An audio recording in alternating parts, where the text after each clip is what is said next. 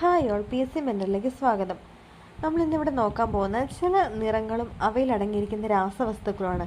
ഫുഡിലൊക്കെ ചേർക്കുന്ന ചില നിറങ്ങളുണ്ടല്ലോ, അപ്പോൾ അതിലൊക്കെ ചേർത്തിരിക്കുന്ന രാസവസ്തുക്കൾ നോക്കാം. ഇപ്പോൾ ചുവപ്പ് നിറമാണ് നോക്കുക.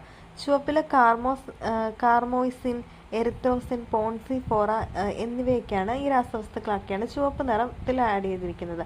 കാർമോയിസിൻ, എറിത്രോസിൻ, പോൺസിഫോറ. അടുത്ത മഞ്ഞ നിറം. മഞ്ഞ നിറത്തിൽ നോക്കുകയാണെങ്കിൽ ടാർട്രസിൻ, സൺസെറ്റ് യെല്ലോ.